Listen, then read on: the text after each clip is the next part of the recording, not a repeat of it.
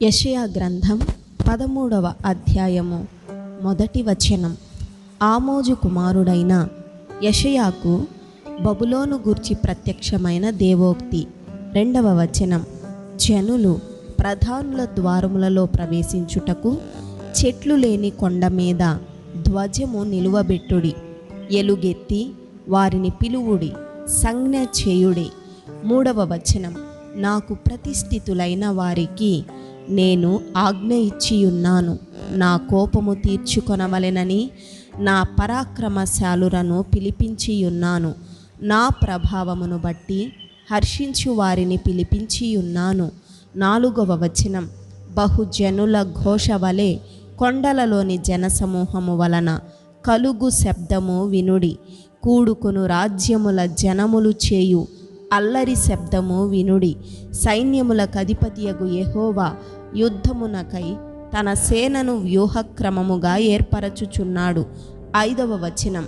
సర్వలోకమును పాడు చేయుటకై ఆయన దూరదేశము నుండి, ఆకాశ దిగంతముల నుండి యెహోవాయును ఆయన క్రోధము తీర్చు ఆయుధములను వచ్చుచున్నారు.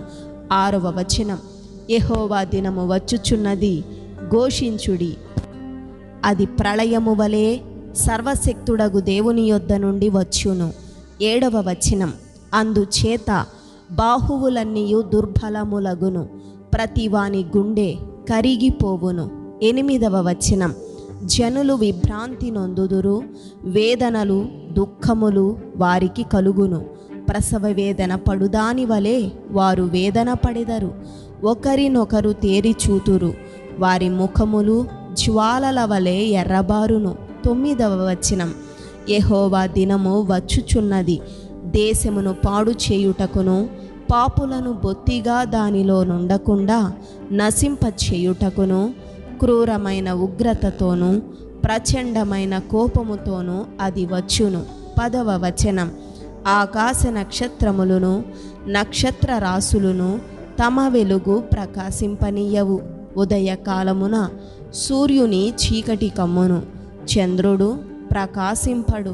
11వ వచనం. లోకుల చెడుతనమును బట్టియు దుష్టుల దోషమును బట్టియు నేను వారిని శిక్షింపబోవుచున్నాను, అహంకారుల అతిశయమును మాన్పించెదను, బలాత్కారుల గర్వమును అణచివేసెదను. 12వ వచనం. బంగారు కంటే మనుష్యులను, ఓఫీరు దేశపు సువర్ణము కంటే నరులను అరుదుగా ఉండజేసెదను. 13వ వచనం. సైన్యములకు అధిపతియగు యెహోవా ఉగ్రతకును, ఆయన కోపాగ్ని దినమునకును ఆకాశము వణకునట్లును, భూమి తన స్థానము తప్పునట్లును నేను చేసెదను. 14వ వచనం. అప్పుడు తరుమబడుచున్న జింక వలెను, పోగు చేయని గొర్రెల వలెను జనులు తమ తమ స్వజనుల తట్టు తిరుగుదురు, తమ తమ స్వదేశములకు పారిపోవుదురు. 15వ వచనం. పట్టబడిన ప్రతివాడును కత్తివాత కూలును, తరిమి పట్టబడిన ప్రతివాడును కత్తివాత కూలును. 16వ వచనం. వారు చూచుచుండగా వారి పసిపిల్లలు నలుగగొట్టబడుదురు, వారి ఇండ్లు దోచుకొనబడుదు, వారి భార్యలు చెరుపబడుదురు. 17వ వచనం.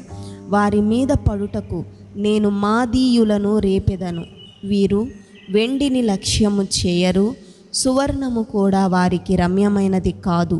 18వ వచనం. వారి విండ్లు యవ్వనస్తులను నలుగగొట్టును, గర్భఫలమందు వారు జాలిపడరు, పిల్లలను చూచి కరుణింపరు. 19వ వచనం.